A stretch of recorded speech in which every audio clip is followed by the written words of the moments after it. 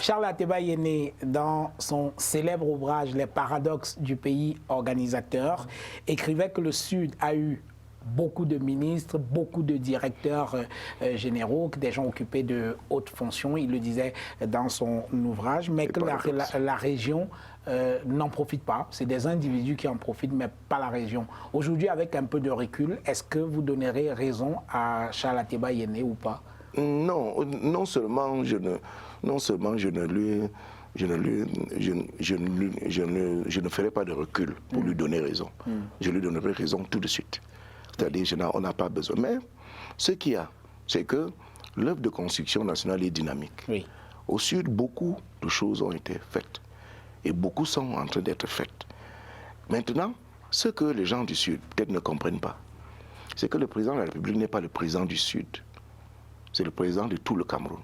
Ça veut dire quand Paul Biya se lève, le problème qui naît à Mouyouka, à Banjoun, à Kolofata, l'intéresse au même niveau qu'un problème qui est né en Bomka. C'est pour nous peut-être une chance et à la fois une malchance. Parce qu'en Afrique, ce n'est pas comme ça que le pouvoir s'exerce. Vous avez parcouru l'Afrique. Vous savez très bien que le premier cercle du pouvoir en Afrique est tribal. Mais au Cameroun, ce n'est pas le cas. C'est du fait de la manière de l'homme de percevoir le pouvoir et de l'utiliser. Donc, ce que les gens n'ont pas compris chez nous, c'est que le président de la République, il donne des chances et des opportunités en termes d'hommes, de ressources à toutes les régions. Maintenant, au fils de ces régions-là, de se mettre à contribution pour que cela se transforme en développement, en amélioration du cadre et des conditions de vie des populations. Alors, le caractère égoïste ou individualiste est ancré chez nous. C'est une réalité.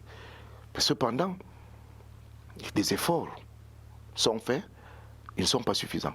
Ils doivent encore être faits davantage parce que on trouve, quand on dit le Sud, j'ai eu à le dire tout à l'heure, le Sud, ce n'est pas les gens du Sud. Le Sud, c'est une partie du Cameroun où les gens accèdent venant de partout au Cameroun. Oui. Si on doit construire une route, le port de Kribi et tout ce qu'on fait là, c'est pour les Camerounais, ce n'est pas pour nous. Parfait.